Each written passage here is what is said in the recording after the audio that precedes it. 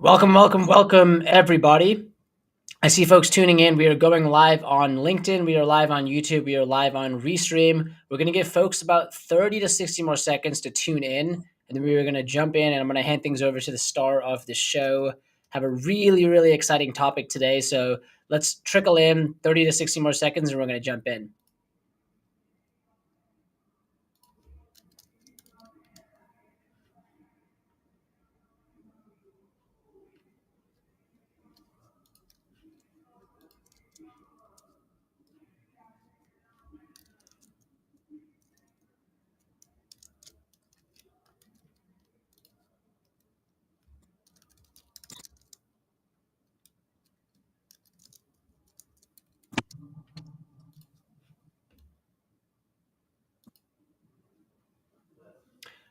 Okay, let's get started.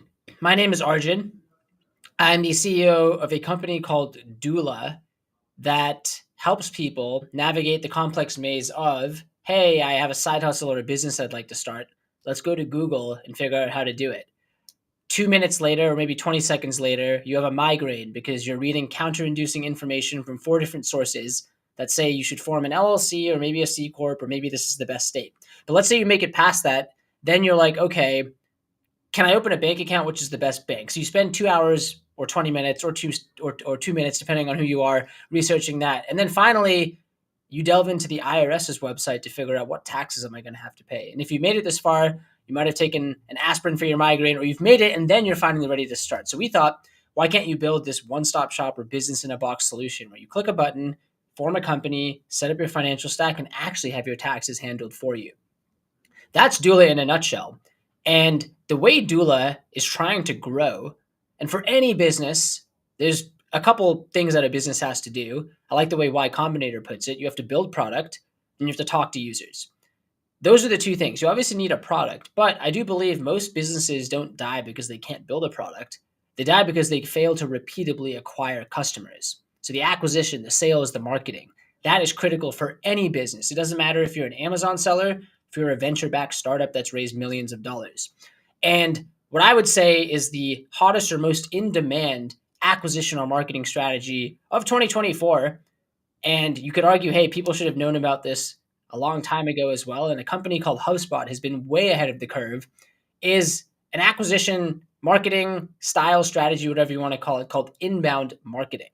And we have a great speaker today who's going to actually take us through the nuts and bolts, the 101, the explain like I'm five, whatever you want to call it, of inbound marketing. So I'm super, super excited to have Raphael on today from HubSpot for Startups. And I'm going to pass things over to Raphael. If you could do a brief introduction, share a bit about what you're going to cover. And I am going to say, sometimes on these webinars, I'm presenting and maybe I'm an expert in one of the topics. Today, I'm taking notes as well. So I will be eagerly listening in. For anyone listening, wherever you're coming in from and listening, you can chime in with questions in the chat. You can comment on YouTube or on LinkedIn, and we'll save some time at the end. But with that, I got my notebook out. Raphael, floor over to you. A brief introduction, then let's dive into today's topic on inbound marketing. Thank you so much for coming on.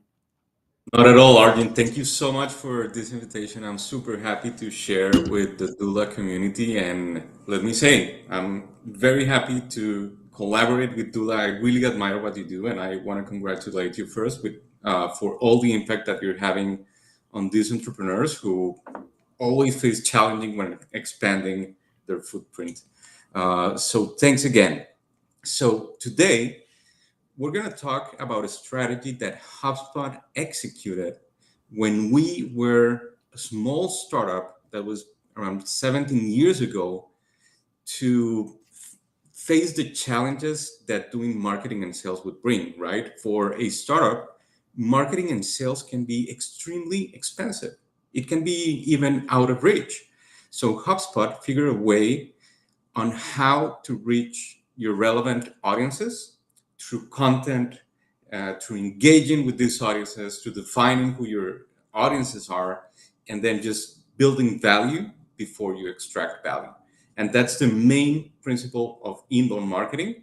And today, we're going to do a deep dive on how to execute this strategy that was very effective for HubSpot. And I'm pretty sure that many, many startups are also using this strategy right now to save costs and get to a point where they have the growth that they want to achieve. So first, I'll introduce myself. I'm Rafa. I've been at HubSpot for almost 5 years now, working in ecosystems of startups and entrepreneurs in Latin America, North America, and Canada. I have experience launching projects and new companies hand in hand with investors and private equities. And I'm super passionate about tech, science, and health tech as well. And of course, I'm a huge fan of entrepreneurs. I believe in the true impact that you, as entrepreneurs, can have on society, on economic development, on just building a better world for everyone. So today, we're going to first start by understanding what is inbound marketing. Then we're going to be more specific and go and show you how you can attract, convert, and close customers.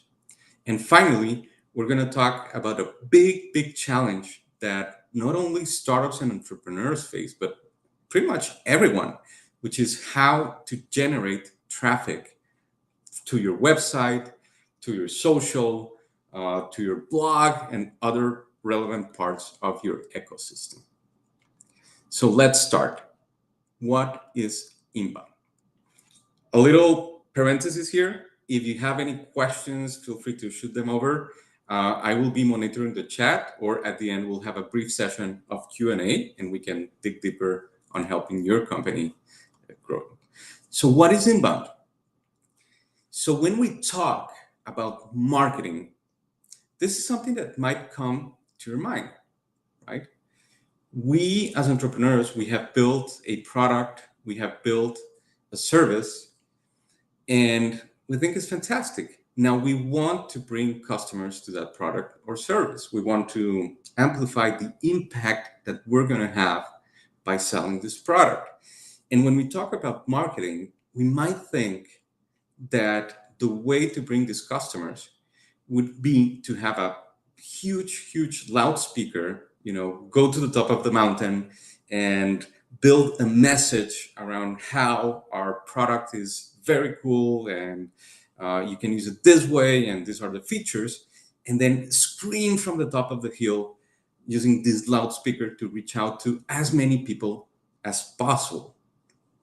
But inbound marketing is different. How is it different? You can see it a little in the name. Inbound means from the outside to the center. I think our founders also named inbound marketing thinking about the subway directions in Boston, which are inbound and outbound. So outbound marketing is when you scream, when this message goes from the company, from your startup, from your business to your audiences. And this is where the loudspeaker comes in. You're going to do as many cold calls as possible. You're going to buy some databases and start spamming people with emails telling you how fantastic your product is and how good the price is and benefits and all that. You're also going to pay advertisers to interrupt your customers, right? We've all been victims of interruption, right? When you want to go and watch a YouTube video, what do advertisers do? They're going to say, yes, you're going to watch this video, but first, here is a message from someone who paid us to put this message in front of you. Why does this happen? If you think about outbound marketing is a product by itself. It's something that advertisers will sell to you. So this product was designed to meet the needs of marketers, to make it easy for marketers who have money and can spend that money to reach out to their relevant audiences. When internet came, there was a major impact on how companies communicate with their customers.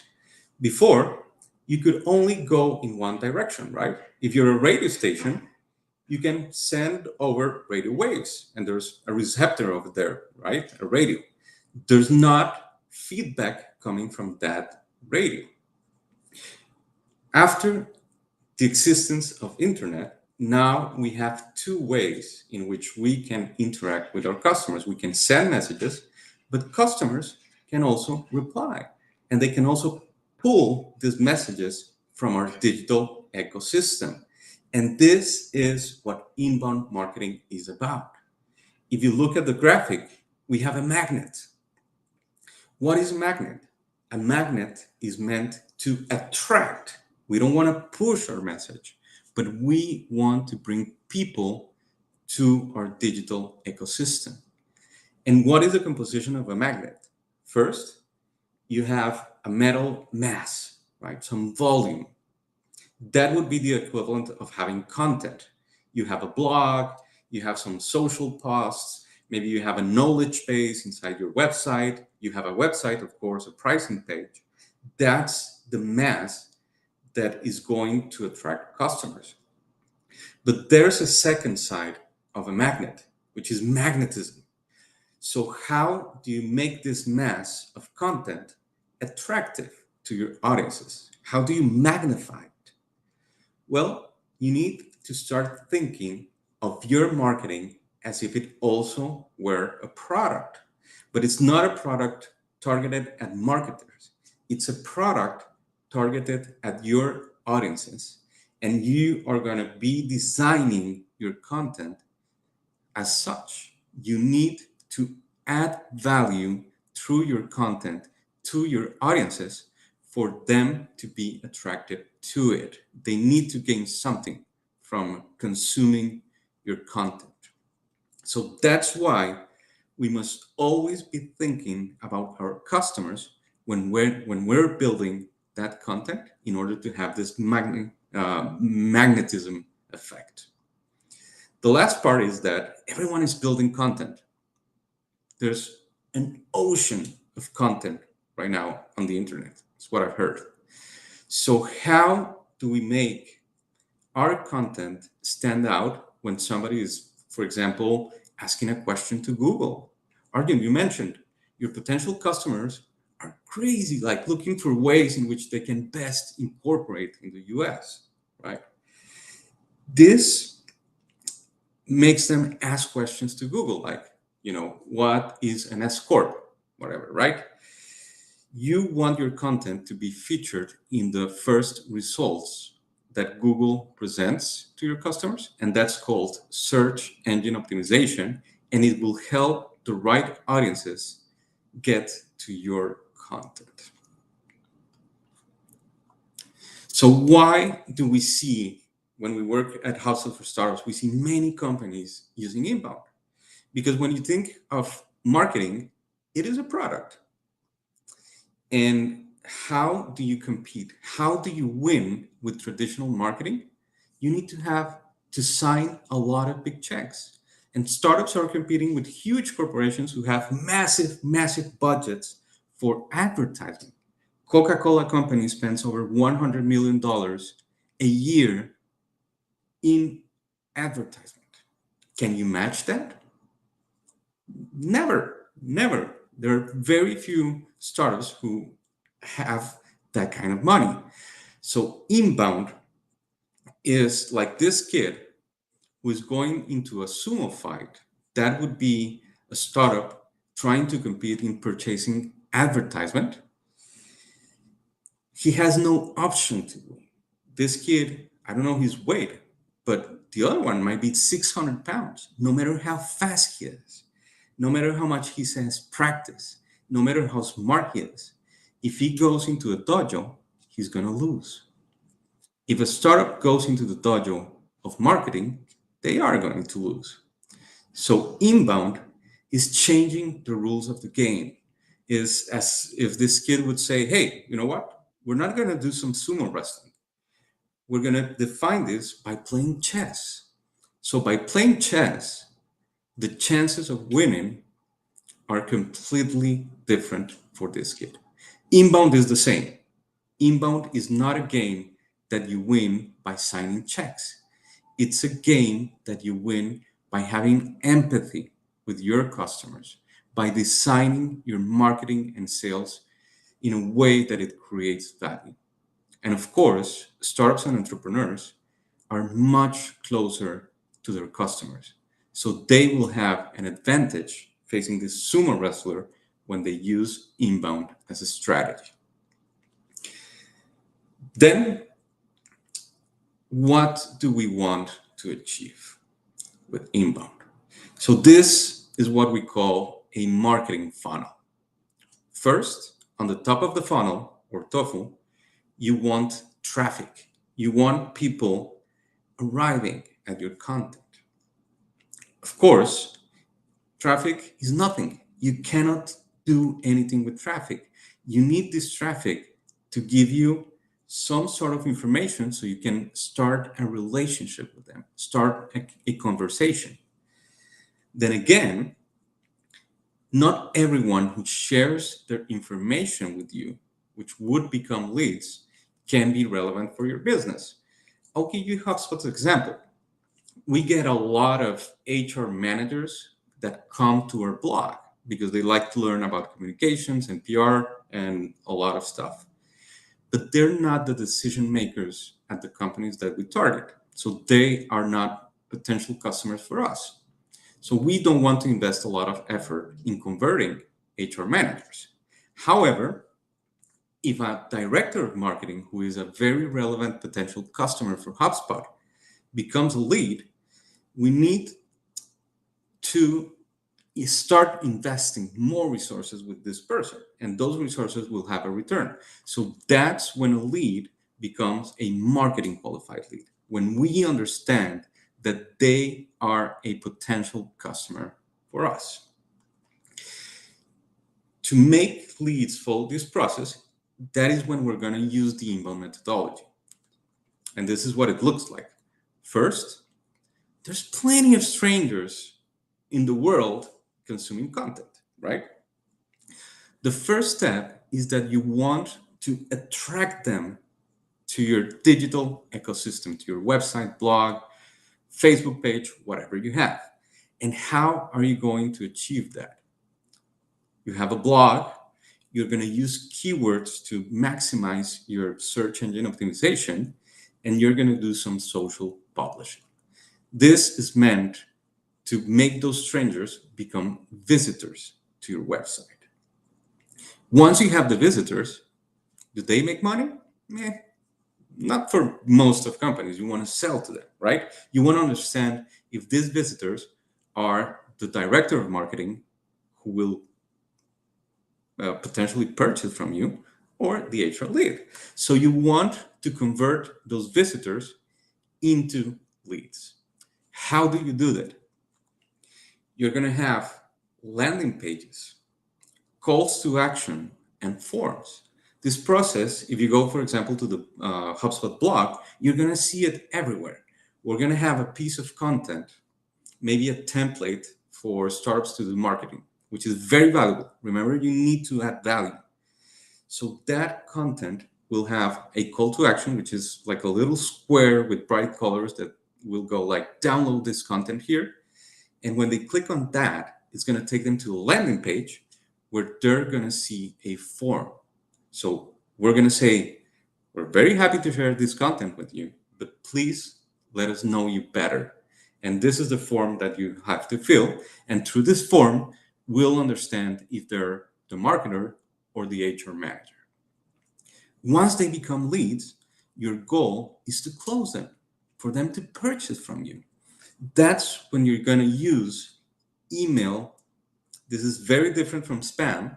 And the reason why it's different is twofold. First, you're only targeting the right audiences. You don't want to be writing emails, in HubSpot's case, to the HR manager. You want to be writing emails to the marketers, to the startups, to the sales directors, all that. You also want to have workflows to automate this process and this relationship with your deals. Because, of course, if you start to write to everyone on an individual level, that's not scalable at all. And you need to have a CRM. I know of a very good CRM that you can use for free to manage the relationship with your customers And if you're doing sales, to make your job easier. That's where you're going to close these customers.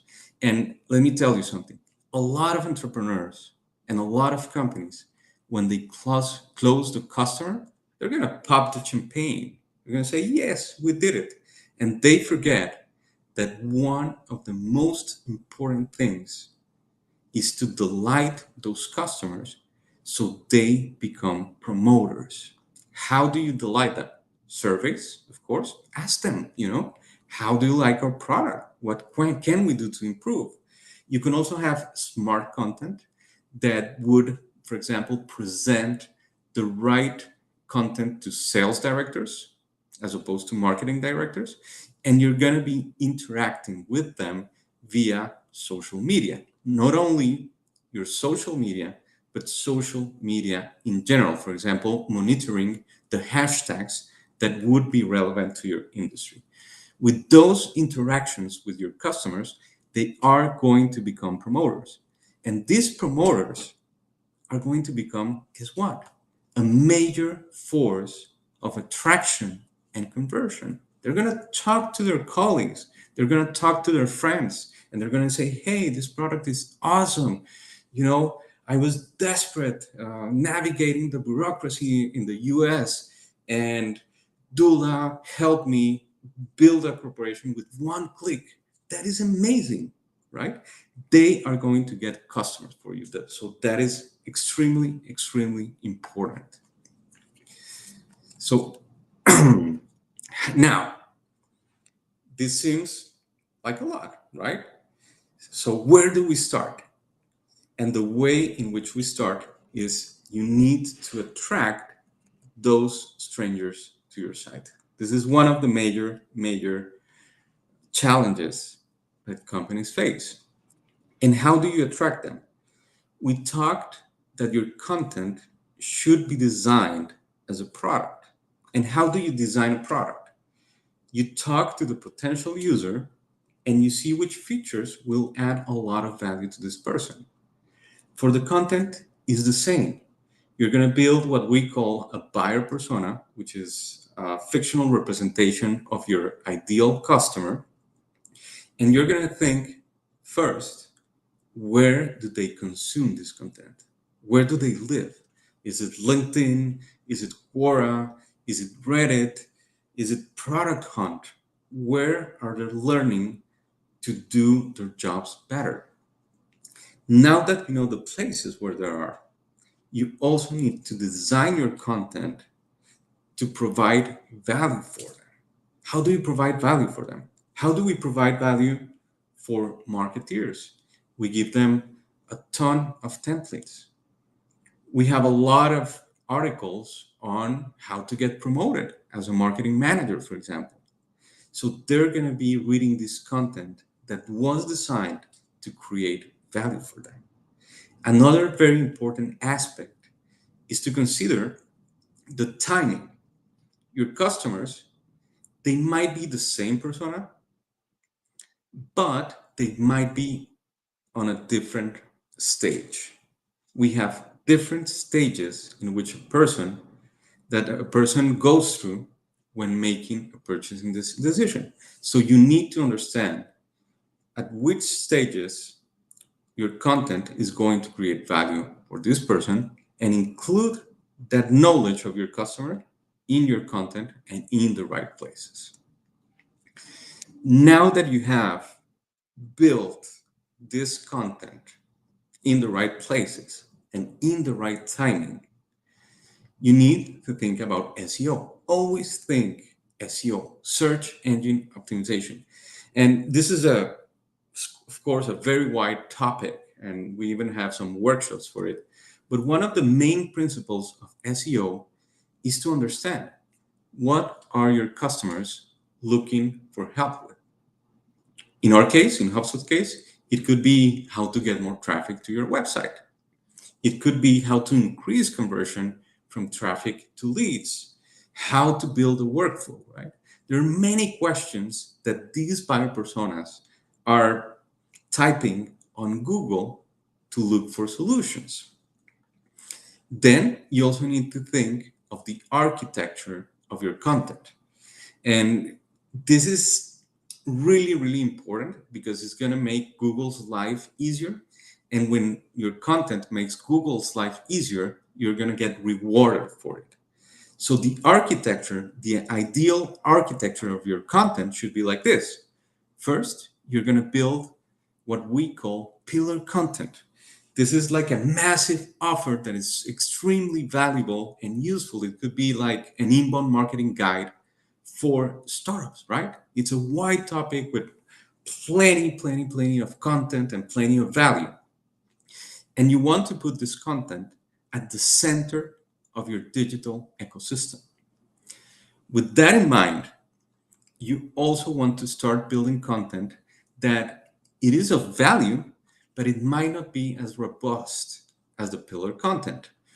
One could be how to build an amazing Instagram strategy, right? It's not as wide as the inbound marketing. It's part of the inbound marketing strategy. And how do you put them at the center? You're going to have this cluster content, 5 tips for Instagram profiles, how to increase traffic on your website. You're going to have hyperlinks that refer that traffic to the pillar content. And I can show you this, how it works, how we do it on the HubSpot blog. You're going to see it very clearly when I present an example. This is going to help you get more traffic because now Google, who has contextual algorithms to understand the relevance of content, is going to help Google understand what your content is about. What's the value of your content? And it's going to tell Google, hey, you can answer your question with this pillar content or this cluster content. Another important part of having good SEO is to start blogging. A lot of times when I do this presentation, companies will tell me, oh, but that's a lot. Yes, but one of the major advantages of doing inbound marketing is that you can start as small as one blog post. You don't have to build a whole strategy and then go out with it. No, you can start just by doing the simplest activity, which is blogging. But of course, when you are blogging, you need to do it very tactically. First, you need to understand your audience. Remember, design your content to help your audience. Use working titles and topics that will help them. Have great intros as well. The content organization is very important also for SEO, for example. 5, write, or nowadays ask ChatGPT to write. No one better than you knows about your industry. You have a lot of knowledge that regular people don't have. Use this knowledge. Use yourself as an expert to help others via your content. Never forget to have a call to action. If you have a massive viral blog and you don't have a conversion path with a call to action is inviting them to convert, you're going to lose all that traffic. So never forget to have call to actions everywhere to convert. And finally, always think about SEO. Think about titles.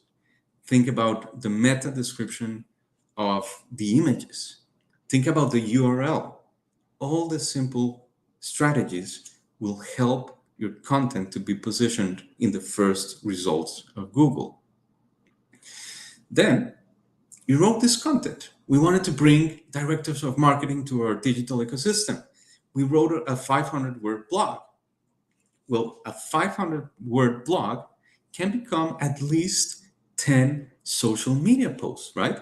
We can clip pieces of our blog and just repurpose this content with images or videos or whatever you have to post on social media.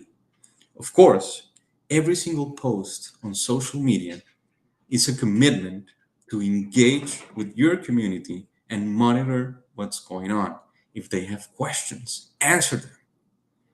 If they have complaints, answer them in public as well. That will help you position yourself and engage with these potential customers. We discussed also about the place. Choose your networks.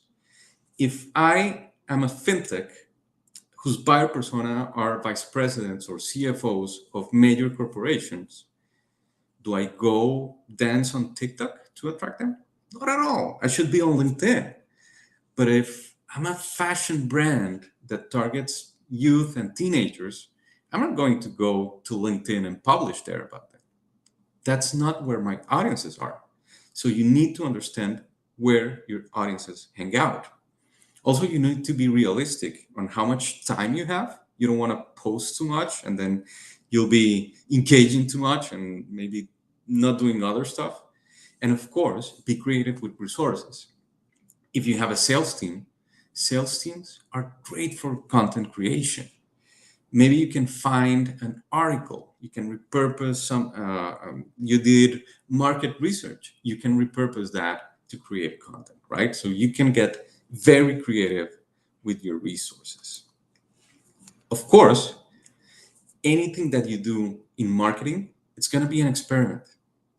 And what's important about experiments to know whether the experiment worked or not. You have a hypothesis. This experiment is going to bring me traffic, right? So you need to measure the results so you can adjust, know what works, know what is building value to your buyer personas, and then double down on that. This will also give you hints that will help you understand your customers better. Remember that the most important quality when building content is empathy. Think also about the format. Videos are extremely important right now. We're also now in a new age of reels, right? A lot of the new biggest search engine are social media, Instagram. Like I think it's Gen Z and the newer generations, they don't even purchase through Google or Amazon. They're going straight to social media to search for the products or services. So you need to always be on top of what kind of formats will be the best ones to reach out to those audiences. Always be careful with being promotional. Think about, I don't know, I like to follow sports brands, right? Like Nike, Adidas, all those brands, I like to follow them. What if they start showing and selling me, I don't know, shoes? Like, hey, buy my shoes, they're really cool, only $100. I wouldn't follow them because they're not creating value for me, right?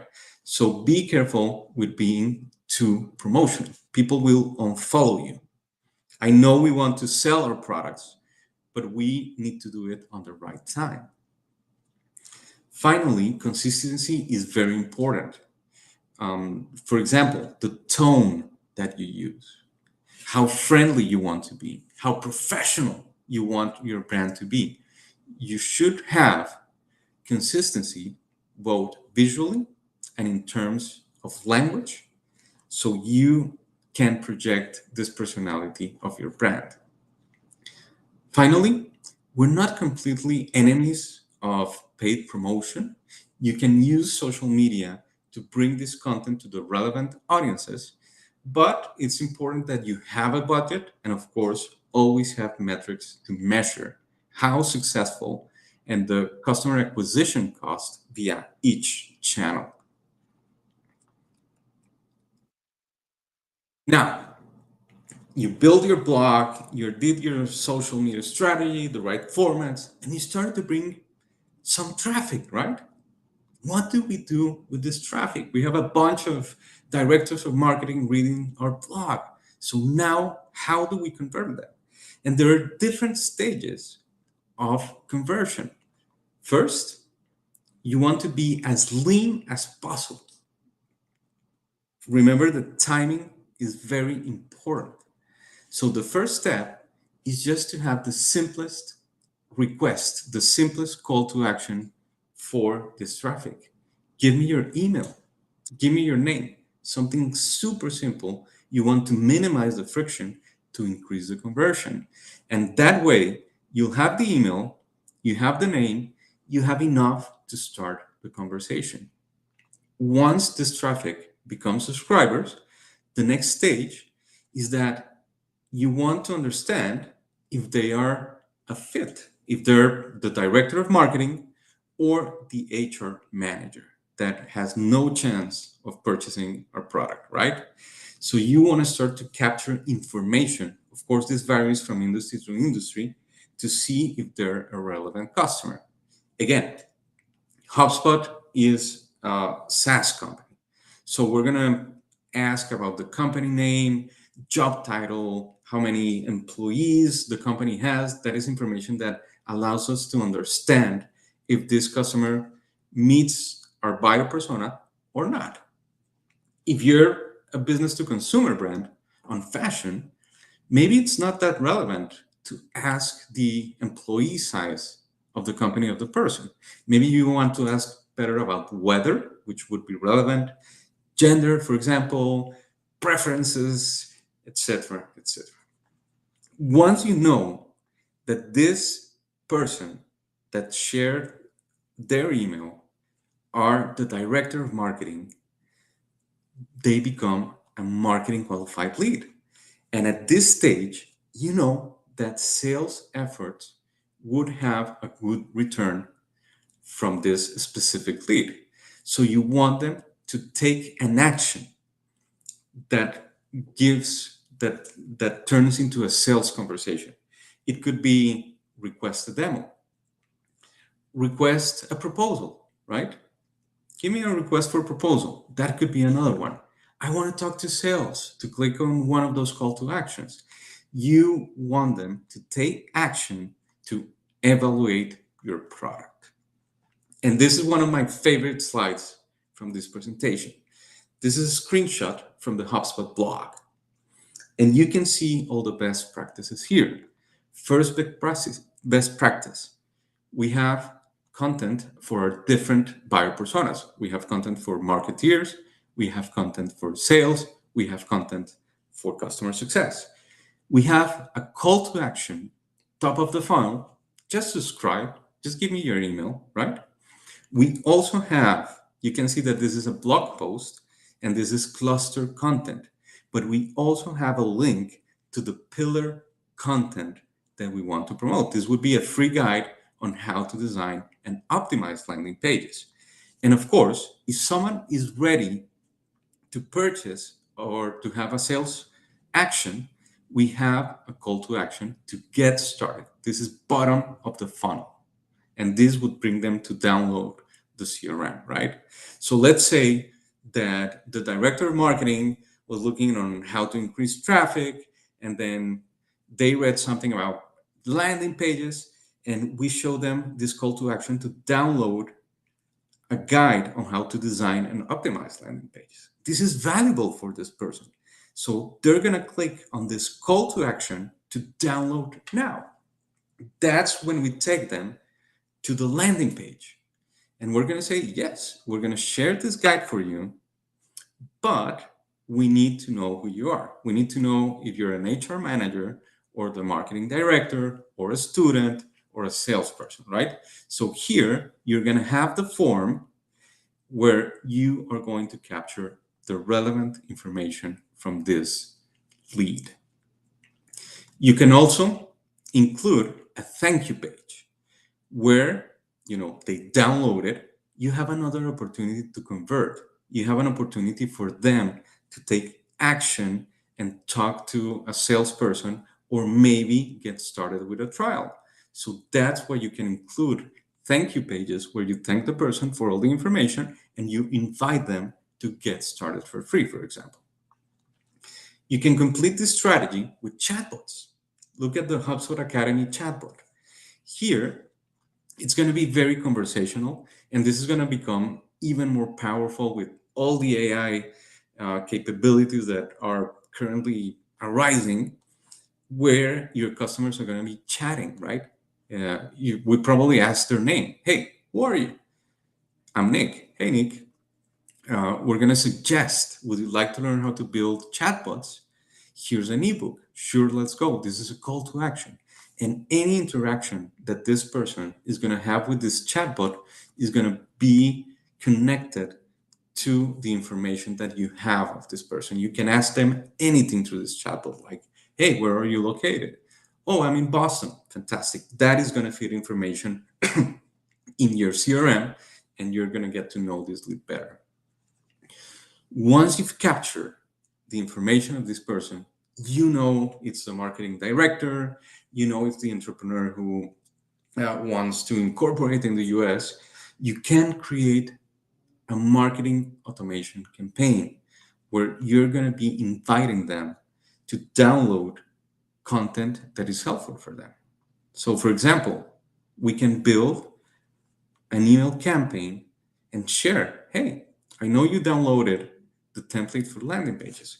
How about a template to do SEO? They might download it. Hey there, why don't you download our social media marketing kit? And this person, you're going to be monitoring how they interact with your content. And once they move forward in the purchasing process, and once they're ready, you're going to start sending them call to actions so they have a sales conversation, right? In this case, it could be, hey, why don't you click and get a 30-minute marketing assessment? Request your assessment online. This is an invitation to have a sales call. And this is when the sales process will start with this specific lead once they click on those call to actions.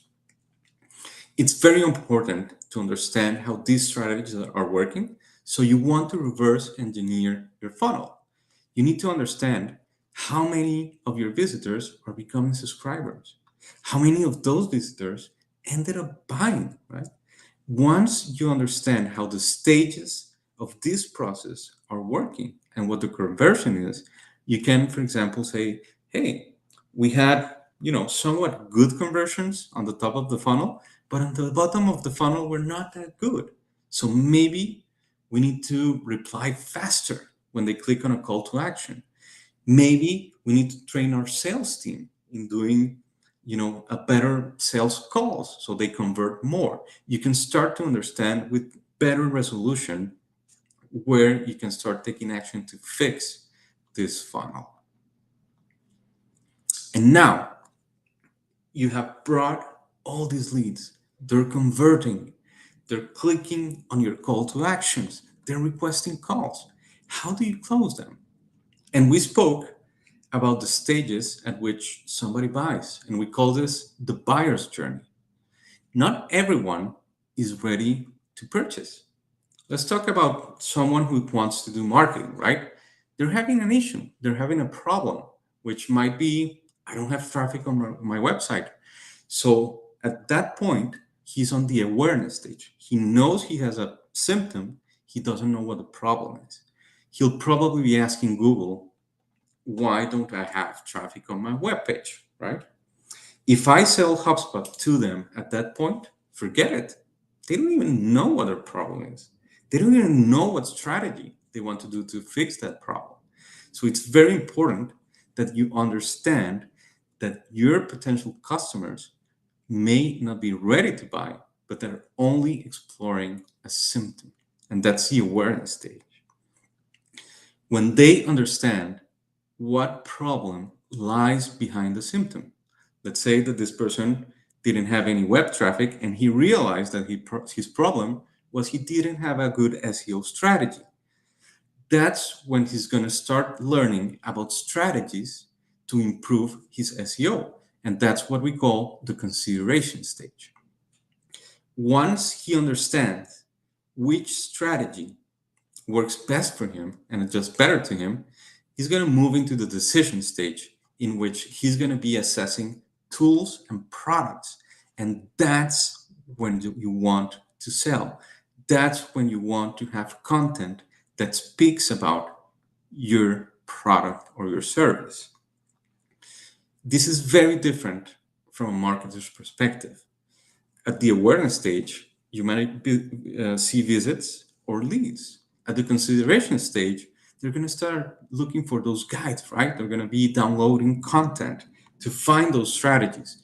When they take an action to talk to a sales rep, this rep will do a qualification as well. And finally, at the decision stage, they will be assessing the product. They're going to be speaking about functionalities of that product and the value that it produces to execute on the strategy they defined before. If you look at regular marketing, a lot of companies focus all their marketing efforts here, talking about their products. We're amazing, we're fantastic, we're cheap. And they forget that they have many opportunities to start talking to their customers on different stages, on early stages.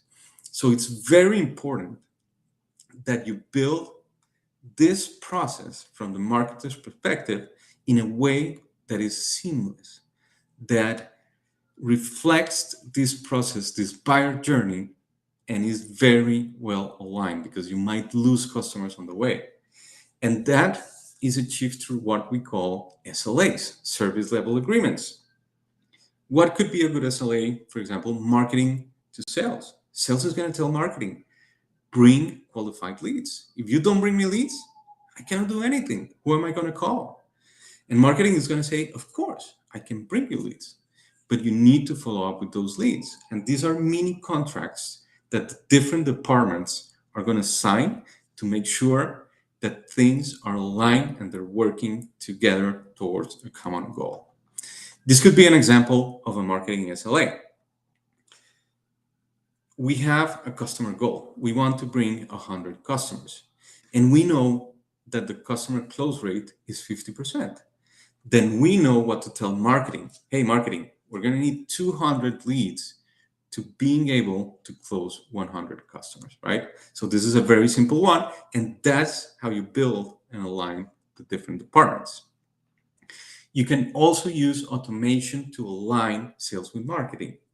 One way could be, for example, if one of these leads, the director of marketing of a medium-sized business clicks on view pricing.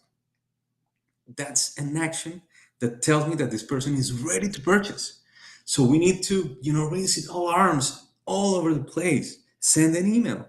And we're going to send an email to this person with a call to action. Hey, talk to a sales rep. Talk to someone who can help you assess your product. And you can do this if they sign up for a trial or they downloaded a request for proposal. You can also notify your sales team or yourself. You're doing the sales of the company. You're going to send an email to, whomever owns this account, and you're going to tell them this person is viewing the pricing page. Call them now. Why is this important? Because between 30 and 50% of deals are going to go to the vendor who answers first. Understand this. This is very important. Almost half of the deals go to the vendor who responds first. See how easily you can beat your competitors? Be the first who responds, not the second one. You can also lose customers as easily as that. Don't respond. So it's very important that these processes are very, very well aligned. And to wrap up, this is Brian Halligan, the chairman of HubSpot, and he was the one who coined the term inbound marketing. And he says, to grow your business, you must match the way you market your products with the way your prospects learn about and shop for your products. What does this tell me? That your processes, your sales and marketing processes, you should not build them and then expect your customers to go through them and for them through. No, you must build these processes with the same care and the same empathy that you use when building your product. You need to design these processes to match how your customers like to buy. So some key takeaways, and then we move for Q&A. First, what's inbound marketing? Helps you attract potential customers and not interrupt them. How? With content. Content is very important, not only to attract visitors, you're also going to be establishing your brand, and you can also use content to qualify leads. I even heard about the localization VP of HubSpot. She was mentioning how she used content to understand markets because the behavior of a new market with her content would tell her what this market requires, right? So see how important this content is. Number three, always add more value than the value you extract. This is pretty obvious for products. You know, this is one of the main principles of economy is that if the price of something is lower than the perceived value of the same thing, you have a transaction. It's the same for content. If you have a 20 question form just to download 5 tips about Instagram, you're extracting too much value, much more value than you're adding, and this person is not going to convert. So always be mindful of how much value you are delivering to this person and don't ask more than that. I bet there's a million times that you have seen some awesome content online, and then when you go to download it, they're going to ask you about, I don't know, your grandmother's pet's name, whatever. And then you quit. You don't want to fill all that information. So be mindful. Always add value, more value than you extract. And finally, it's extremely important to align sales and marketing so nothing falls through the cracks.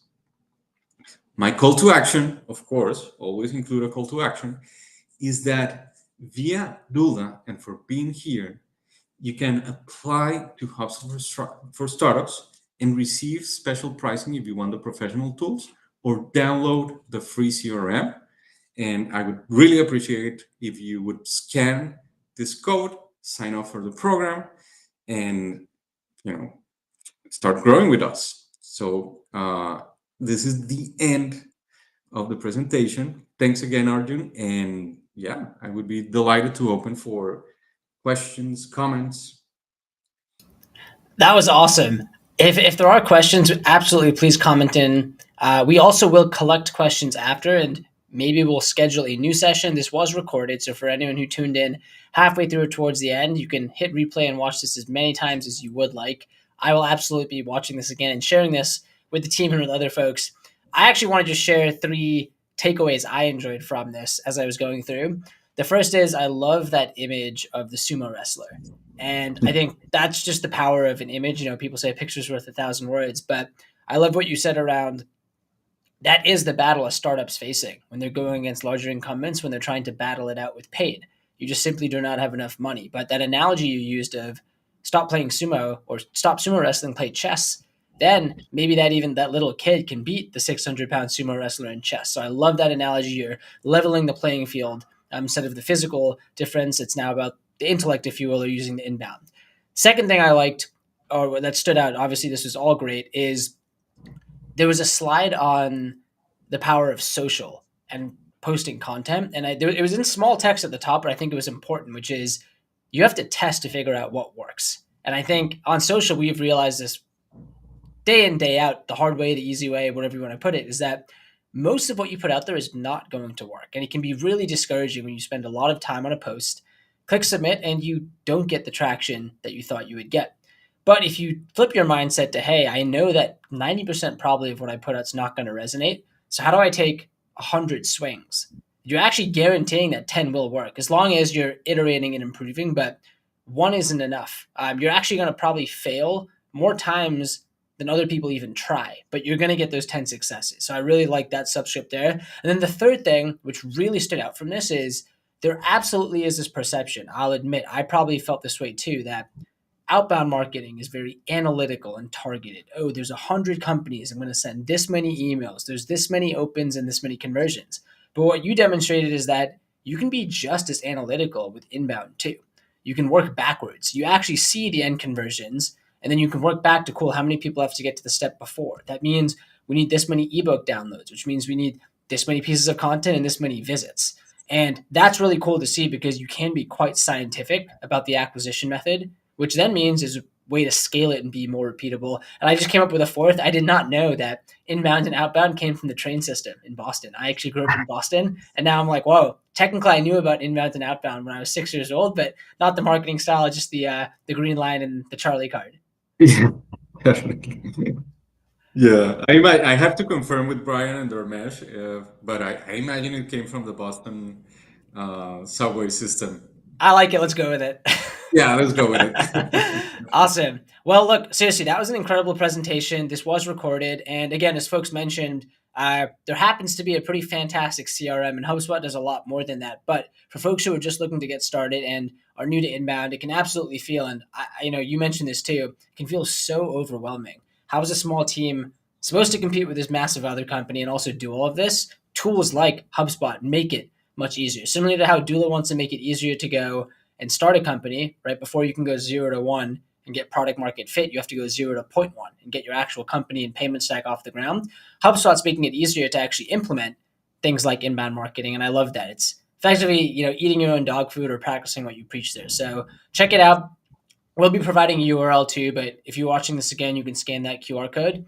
Um, Maybe one question I'll have just to wrap up is, what is the biggest mistake you've seen people make when they actually go to implement inbound marketing? So you've provided a great playbook here, but no one's perfect, and that's the name of the game is you actually have to get started and try. What do you typically see that people just tend to get wrong? Yes, you've described everything here. Sometimes you have to learn things the hard way, but yeah, what is the thing that people still tend to get wrong that you would advise someone who's listening saying, you know what? Wow, I should have done inbound marketing earlier. I'm ready to roll. Can you give another tip or one warning on, hey, just be extra careful on this point because we see people make this mistake? I think one of the best virtues of entrepreneurs of startups is passion about what they do. But this can also become a problem because I wouldn't expect an entrepreneur not to be in love with their product, right? Every entrepreneur should be in love with their products, but that can be a challenge when you're doing inbound because when you're in love with your product, you might forget who your focus should be. Your focus when you're doing inbound is not your product, it's your customers. So always be in love with your customers as much as you are in love with your products. And this is something that you see everywhere. Anyone who does marketing, anyone who does sales, they're going to be pitching the product. They're going to be talking about how wonderful it is. But the best marketing and the best sales comes from asking questions, comes from understanding your customers before going ahead and presenting your product. So I would say that's one of the most common mistakes. Another mistake is a little similar to that, is targeting the wrong persona, like not knowing who should be your customer, not confirming who your customer should be. That's also an issue because, for example, if HubSpot would be, hey, we have a lot of HR managers, coming to the blog, let's build a process for them, then we wouldn't be selling anything, we wouldn't be converting. And then what happens? Well, we're going to say, hey, inbound marketing is not effective, right? So persona, customer obsession all the time, I would say is the way to fix that problem. Really good feedback. And I think even if you hear it, it's very hard to draw that line between you and the business and the product and what you see every day and what the customer sees. That it just makes me think. I'll give an example from the doula side. We have a product called Total Compliance, and for us, it's very clear. Oh, it's compliance and it's total. It's everything you need to stay compliant. But then it was funny. We had someone new join the team, and they said, "What is in total compliance?" And at first, I was thinking, "What do you mean? What's in total compliance?" But then you realize, wait a second, holy crap! For the longest time, you're just saying get total compliance. That's what other people are thinking. Like, what is actually in that package? What do you get? And it's not even what's in it from a bullet point perspective. Sure, you're getting federal tax filings, you're getting state tax filings, you're getting CPA consultations, you're getting a registered agent. But really, what you're getting is stress free tax filings. You're getting peace of mind that you don't have to pay fines to the IRS. You're getting hours and time saved. You're getting however you quantify stress savings from not having to deal with these forms. And that's really what a customer is feeling, not even the checklist of items that you deliver. I think that's a great example. It's very hard. We make that mistake too. But that's why at the end of the day, if you talk to users and actually listen to them and watch what they do, you can notice those things and you actually speak to the customer instead of speaking at them. That megaphone is also great. I'll add that. That's number 5. The megaphone is maybe what we've done in the past too, but yeah, instead of just yelling with the megaphone, you're actually speaking to the customer specifically. Mhm. And I love that reference. Another fantastic example is, with the iPod. Why does Apple, always win at everything? Because there were many MP3 players before the iPod, but they were being promoted like, hey, I don't know how many gigahertz or, gigas of music. Apple marketed the iPod from the customer's perspective. 1,000 songs in your pocket. Boom. No technical features. We're not in love with the product. We're talking the customer language. So that's extremely, extremely important. That's awesome. Yeah, 1,000 songs in your pocket. Mhm. Sweet. Well, look, thank you so much. Again, for folks, this will be recorded. Check it out. If you need the tool, you can scan the QR code or check out the link that we'll provide. And HubSpot.com is the website. Doola.com is the website on our side. And seriously, thank you so much for the webinar. There's some incredibly valuable information today. Thank you so much, Arjun.